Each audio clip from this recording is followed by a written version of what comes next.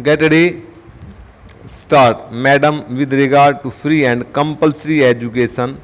I would like to say that the states which are giving free education have not realized, and the center also has not realized,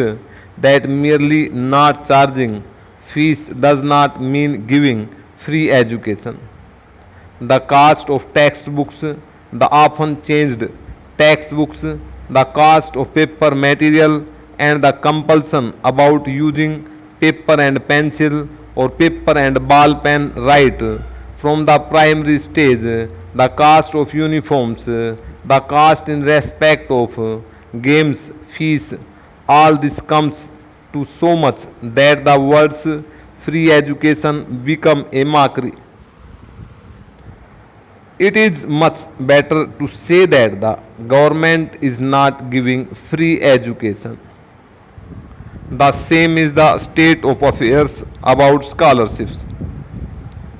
I went to a district headquarters to find out what information could be passed on up to the village level about the various scholarships and facilities available right from the center to the state, and you would be surprised, madam, that the central district authority of the place or even the headquarters authority of the place is not at all aware that there are scholarships available not only to the sections of students which I do not want to repeat, but also to the children of the defense personnel and the children of the railway personnel. I can say here that one can almost challenge the education ministry to produce an overall picture within a week's time and show what are the requirements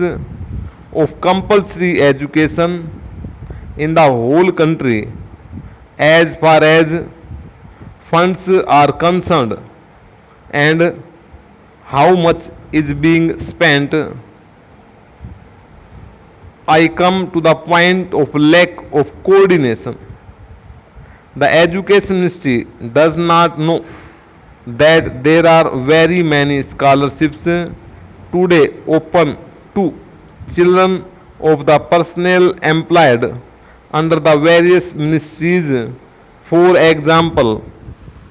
the defense ministry, the railways, the labor ministry, and various other ministries